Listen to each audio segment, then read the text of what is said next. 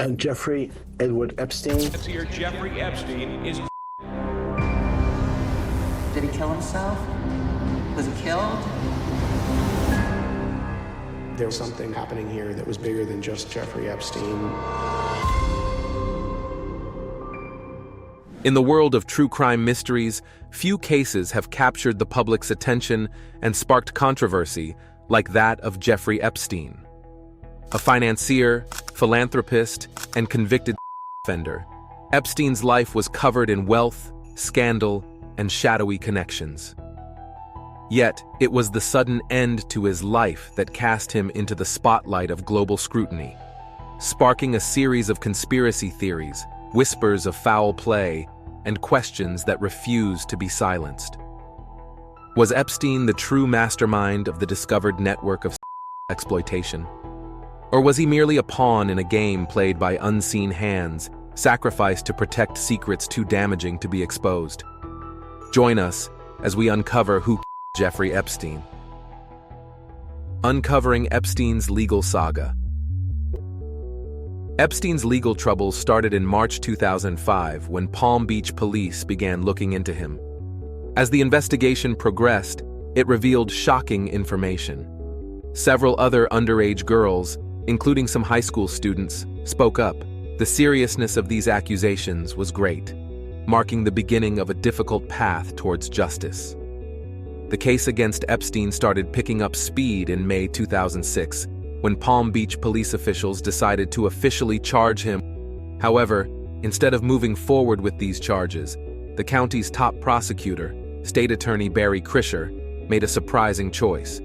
Rather than taking the case to court right away, he opted to send it to a grand jury for further review. This decision didn't sit well with many people, especially those who felt Epstein was being treated differently, obviously because of his wealth and connections. Then, in July 2006, Epstein was finally arrested after a grand jury indicted him on just one count of soliciting prostitution. This charge seemed to downplay the seriousness of the allegations against him, which angered many.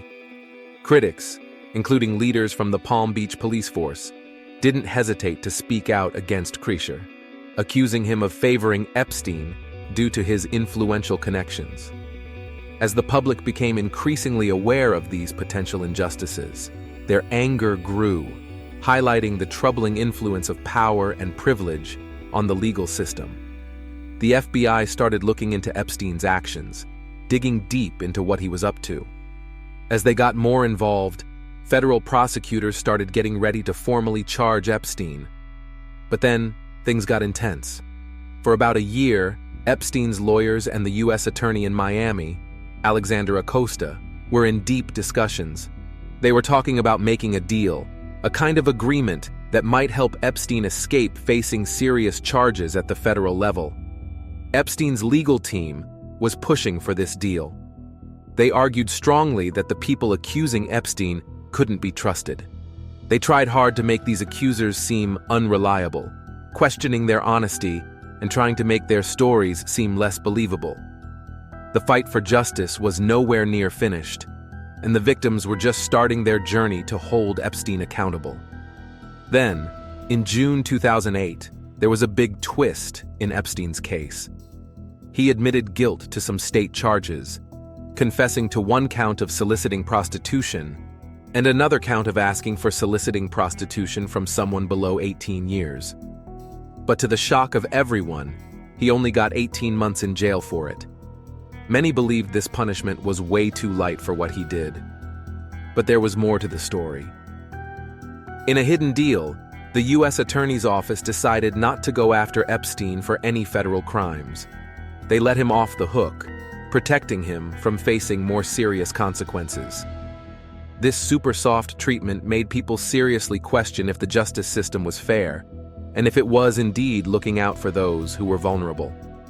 While serving his time, Epstein got to leave jail during the day and go back at night, which made a lot of people really upset. Then, in July 2009, he was let out of jail, finishing up his 18-month sentence. But for the people who had been brave enough to speak up, the fight wasn't over. For the next 10 years, Many women who said they were Epstein's victims fought hard in court. They wanted to cancel his agreement to avoid tougher punishment and make him and others pay for the pain they went through. One of the main accusers, Virginia Giuffre, said that when she was only 17, Epstein and his girlfriend, Ghislaine Maxwell, set up sexual meetings with powerful men, including Prince Andrew from Britain. In November 2018, the Miami Herald printed a bunch of stories looking back at how Epstein's case was handled. They talked a lot about Alexander Acosta, who at that time was working for President Donald Trump as the labor secretary. This got people interested again and made them start asking serious questions about the deal that let Epstein off easy. All the attention from the media and the public pushed things forward a lot. Then, on July 6, 2019, Epstein got arrested again. The prosecutors in New York said they weren't stuck following the old deal that let him off easy, and they were going to make sure Epstein faced the consequences for what he did. After Epstein got arrested again, things went crazy. Just a few days later, Alexander Acosta had to quit his job as labor secretary because people were really mad about how he handled Epstein's case before. The public wanted answers, and the victims were hoping this time justice would finally be done. But then, things got even more surprising on August 10, 2019. The guards at the Metropolitan Correctional Center in New York City found Epstein dead in his cell. Even though Epstein was gone, the investigation into what he did didn't stop.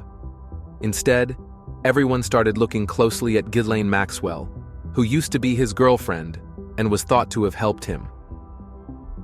A landmark judgment in the Epstein saga. Maxwell's arrest raised hope among the victims that they would see justice served and that those who assisted Epstein would face consequences.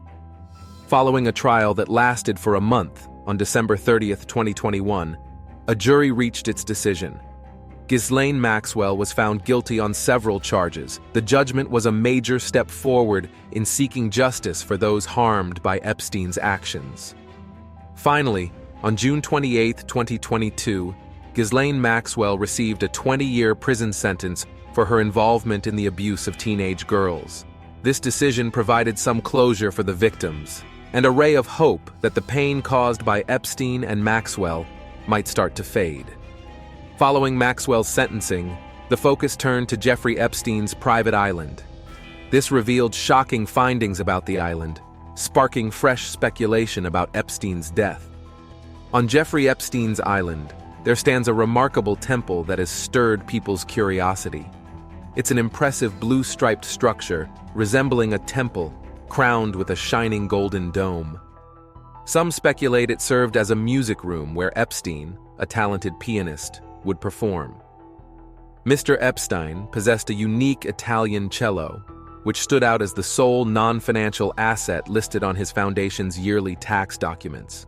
Recorded plainly as a cello and valued at $165,776, it appeared strange amidst his financial records. Surprisingly, there was no evidence to suggest that Epstein had ever played the cello or displayed any interest in musical instruments as investments. The journey of the cello into Epstein's ownership provides insight into the puzzling figure's life and legacy. There's more than meets the eye. One theory proposes that the temple conceals a hidden elevator leading to a secret underground area on the island. Yet a contractor who worked there dismissed this notion, deeming it unlikely. Nevertheless, he observed an unusual aspect of the temple's entrance. The temple's door boasted an extraordinary hefty piece of wood, serving as a string lock. This special feature puzzled onlookers, sparking inquiries about its purpose.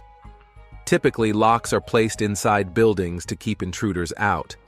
However, in this case, the lock was outside, suggesting it might have been intended to keep people within.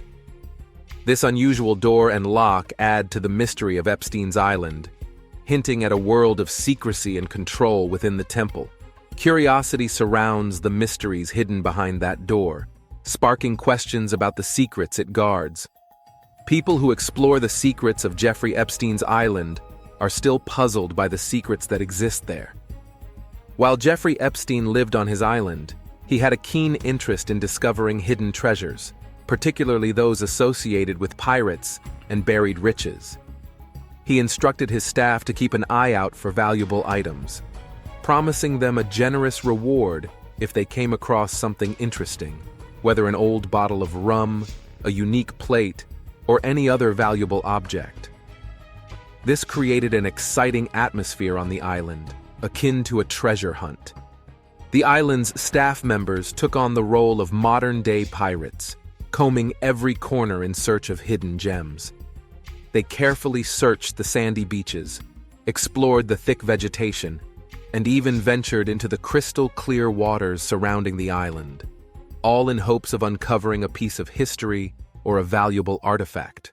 Epstein had an attraction for hidden treasures, adding puzzles to the island. It was as if he aimed to revive the thrill of ancient pirates.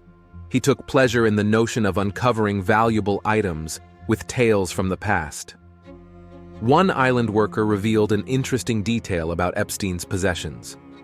A storage closet filled with untouched Lacoste white polo shirts, all neatly folded in medium size.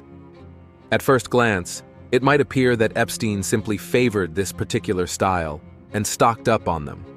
However, the reality behind his collection is more disturbing. Epstein enforced a strict policy regarding his shirts. They were never to be worn more than once. Once worn, he would promptly hand them over to his cleaning staff, who used them as cleaning rags. This peculiar practice left observers shocked, as it seemed excessive and wasteful. This raises the question, why did Epstein go to such great lengths to ensure he never wore a shirt more than once? Was it due to hygiene concerns, an odd manner, or perhaps something more evil hiding beneath the surface? Some speculate that Epstein's strong inclination towards cleanliness and control might have influenced his peculiar behavior. He opted to discard his shirts after just a single wear to maintain a clean and orderly environment, granting him a sense of mastery over his surroundings and the individuals within them. Moreover, the act of disposing of these shirts could be interpreted as a method to erase any potential traces or DNA evidence linking him to his illicit activities. Epstein was well known for partaking in unlawful actions, particularly on his secluded island, which served as a secret center for his wicked activities. By getting rid of the shirts, he could potentially destroy any evidence that could implicate him in his disgraceful deeds. The high cost of the Lacoste shirts is noteworthy. Each garment carried a price tag of about $90, a considerable sum of money. This prompts speculation about Epstein's financial status and the lengths to which he was willing to go to make room for his unique habits. It also sparks curiosity about whether he played a role in his own death. Jeffrey Epstein died on August 10, 2019, before his trial could begin. There are conflicting views regarding the circumstances of his death. Some suggest he ended his own life, while others suspect foul play. There are even those who entertain other possibilities. However, there exists a significant level of doubt and uncertainties surrounding this explanation. Let's rewind a bit to examine the situation further. On July 23, 2019, Epstein was discovered unconscious in his cell, displaying marks on his neck. As a precaution, he was placed under suicide watch, a measure aimed at safeguarding him in a specially designed cell to prevent self-harm. Epstein's actions were closely monitored, and any objects that could pose a risk were removed. However, just 6 days later, on July 29th, he was taken off suicide watch, sparking serious doubts about the judgment of those responsible for his well-being. After being removed from suicide watch, Epstein was transferred to the MCC's Special Housing Unit, SU, where the most famous inmates, like El Chapo, are housed.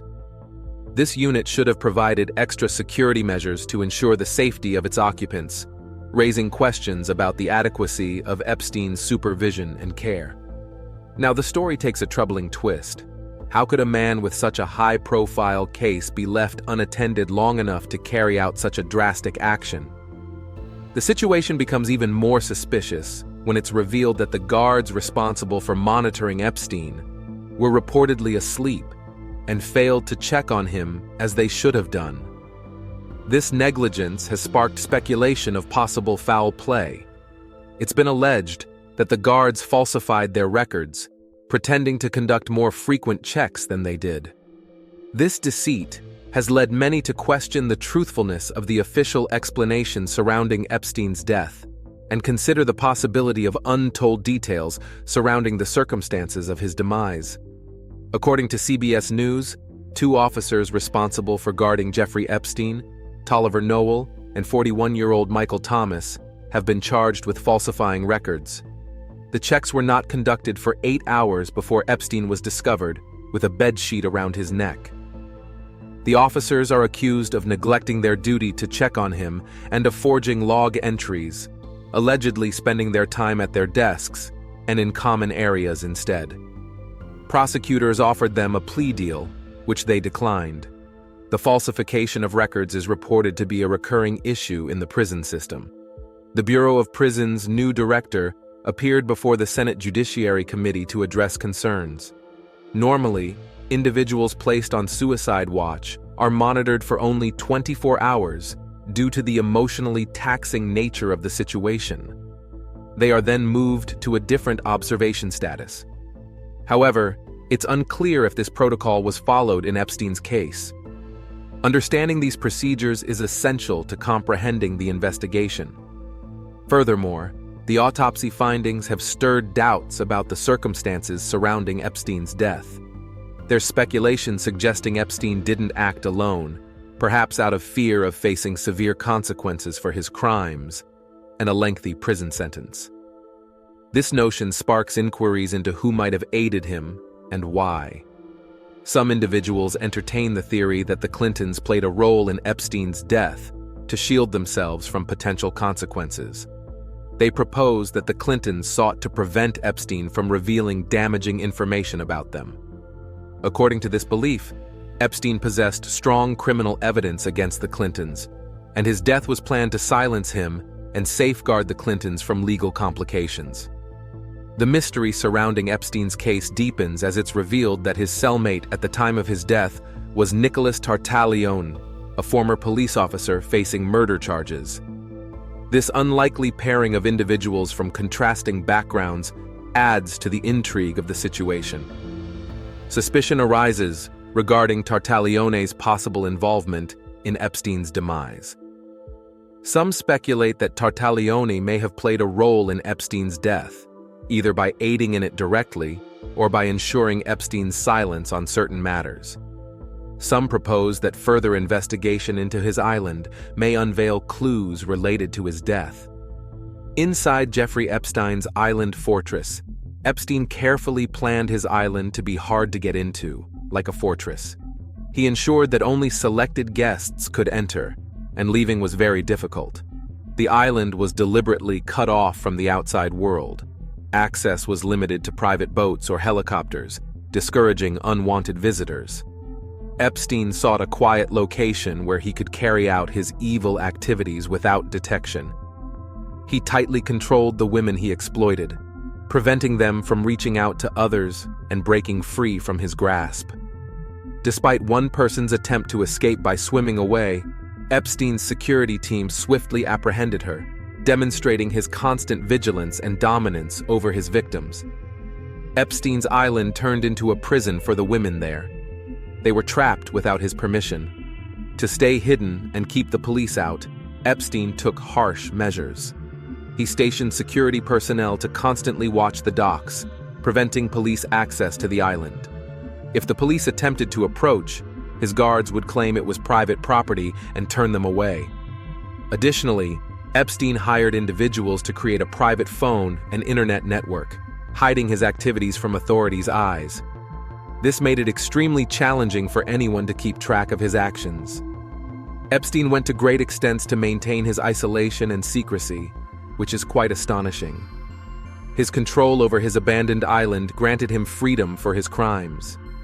He arranged a scenario where his victims were trapped, unable to seek help or flee. The island transformed into a playground for his wicked inclinations, shielded from criticism by layers of secrecy and strong influence. Epstein's island boasted peculiar and shocking artwork. These paintings depicted political figures in unusual and attractive ways. For instance, one painting dubbed "The Passing Bill" portrayed former President Bill Clinton wearing a blue dress and high heels while pointing at the observer. The blue dress likely alluded to the infamous garment from Clinton's liaison with Monica Lewinsky. Another painting, titled "War Games," depicted former President George W. Bush seated on the White House floor, engaged in a game with paper airplanes. In the artwork, two toppled Jenga towers symbolized his use of the 9/11 attacks to justify the Iraq War. These paintings offered a clear perspective on Epstein's views regarding political figures and their actions, often presenting them in an annoying and somewhat childlike light. Epstein's peculiar paintings raise questions about his beliefs and fascination with power structures. It appears he had an interest in politics and might have utilized these artworks to express his views on global affairs. Interestingly, even after Epstein's arrest, his island wasn't neglected. It remained under active watch and protection by staff, despite Epstein's absence. When Inside Edition attempted to approach the island, they were stopped by watchful employees guarding the property. Some curious individuals on TikTok tried to get to the island to experience its mysterious atmosphere, only to be escorted off by the island's personnel. Despite Epstein's absence, the island continued to be monitored.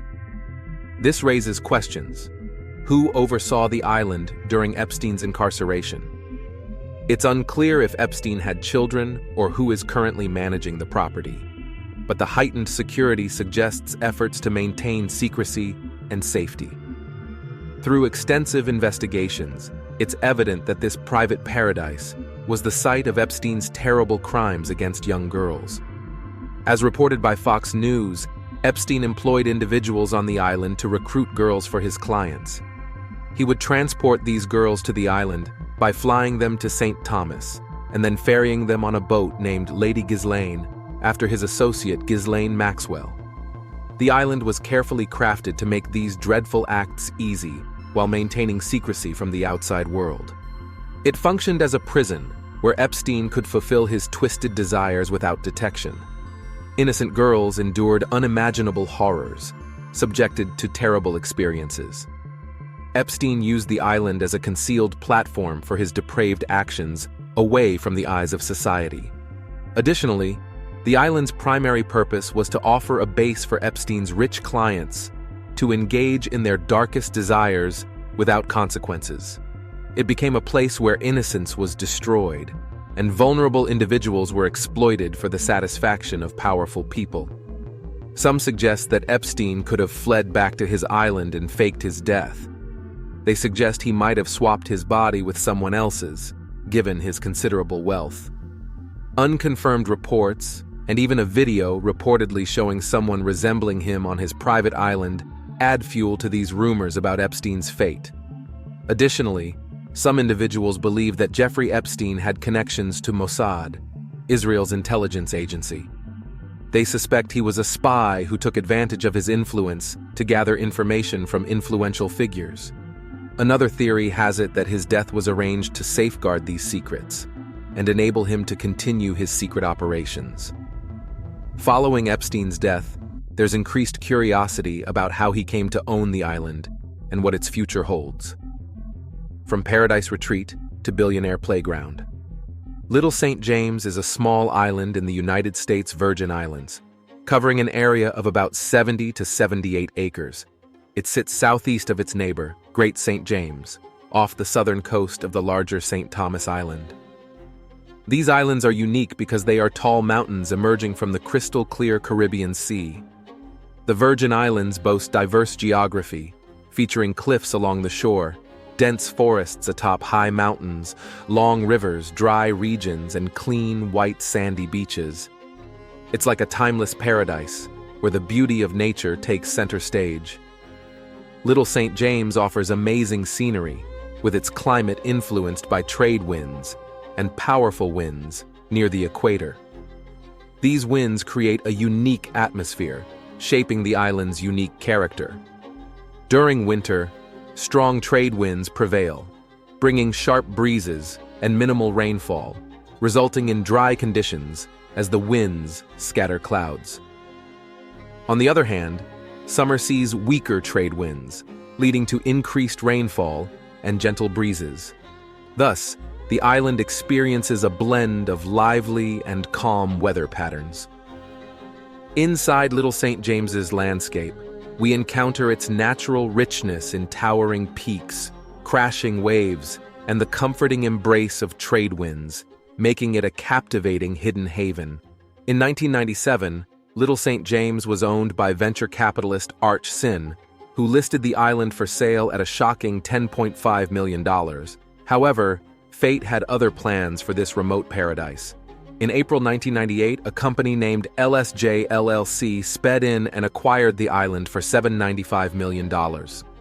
And who was the sole member of this mysterious company? None other than Jeffrey Epstein himself. Epstein made Little St. James his main home. He transformed the island into his playground, sparing no expense in renovating the main house. With the expertise of renowned designer Edward Tuttle, known for his work on luxurious Amman resorts, Epstein created a lavish and rich residence that matched his wasteful lifestyle.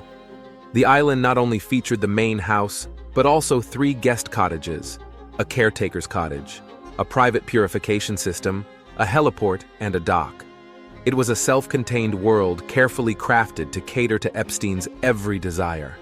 Little St. James, with its blend of luxury and secrecy, attracted a lot of influential guests. Among them was the famed magician David Copperfield, who popped the question to supermodel Claudia Schiffer on the island just 3 months after meeting her in 1993. But it wasn't only celebrities from the entertainment industry who graced the island's shores. Victoria's Secret models were also spotted among the guests on Little St. James. Billionaire Les Wexner, the founder of retail powerhouse L Brands, was another notable visitor to the island. His association with Epstein stirred curiosity and sparked rumors about the depth of their relationship. One of the most disturbing revelations involves the island's connection to famous figures in the political arena. Former staff members reported that Prince Andrew, Duke of York, visited the island at least once, although their accounts suggest that his visits may have been more frequent than previously thought. Following Epstein's passing, the islands were put up for sale at a hefty price tag of $125 million. However, finding a buyer proved challenging due to their association with Epstein and the troubling events that transpired there. Nevertheless, Stephen D'Angelo, a billionaire overseeing Black Diamond Capital Management, ultimately decided to acquire the islands. D'Angelo, a billionaire in finance, gained recognition for leading Black Diamond, a company specializing in rebuilding struggling businesses. His journey to success was marked by challenges, starting from his tenure in big banks and rising to become a senior vice president at Cap Peabody and Company. In 1995, he took a bold step by establishing his firm, Black Diamond. Despite his already substantial wealth while residing in Connecticut, D'Angelo made a significant life change in 2011 by relocating to the U.S. Virgin Islands, where he currently resides on private islands. Since moving to the area, D'Angelo has actively engaged with the community, donating over $1.2 million to nonprofits and charitable organizations, showcasing his commitment to making a positive impact. Despite their troubled history, D'Angelo became attracted by private islands due to their potential to boost the region's economy. His vision for the islands includes developing a grand 25-room resort, capitalizing on the popularity of the Virgin Islands as a tropical getaway destination. The resort will feature top-notch amenities like a heliport and private beaches, catering to upscale travelers. D'Angelo's plans extend beyond luxury. He aims to establish an eco-friendly resort that gives priority to sustaining the environment. He has already contributed to local charities focused on conservation efforts, demonstrating his alignment with the region's environmental needs. Remarkably, A billionaire like D'Angelo is deeply committed to environmental preservation, particularly following the destructive hurricanes in 2017. As the islands continue to recover, D'Angelo's approach represents a significant step towards sustainable development. However, there arises a crucial question. Will potential guests be prevented from visiting a resort with a troubled past? The association with Jeffrey Epstein and the unsettling events on the islands could dissuade visitors. D'Angelo faces a challenging dilemma. He aims to strengthen the economy and generate employment opportunities in the area. Yet Epstein's previous ownership poses a significant obstacle. The success of the resort depends on several factors, including public perception and the ability to move past the island's troubled history. Time will tell whether D'Angelo's environmentally friendly initiatives can overshadow the island's tainted reputation. The completion of the resort holds great significance, not only for D'Angelo, but also for the U.S. Virgin Islands. It has the potential to reshape views of the islands and offer a fresh start. However, it's essential to consider the victims of Epstein's sex crimes. As part of an agreement with the U.S. Virgin Islands, a portion of the proceeds from the resort's sale will contribute to a fund supporting individuals who have suffered abuse. Establishing this fund is a vital step in assisting those impacted by Epstein's actions. As the resort's construction progresses, global attention remains focused on its development. Its success or failure will not only impact D'Angelo, but also influence the island's future journey and global perceptions. The realization of D'Angelo's vision may meet obstacles along the way, but if successful, it could serve as a symbol of resilience and recovery. What are your thoughts on the cause of Epstein's death? Let us know your opinion in the comments below.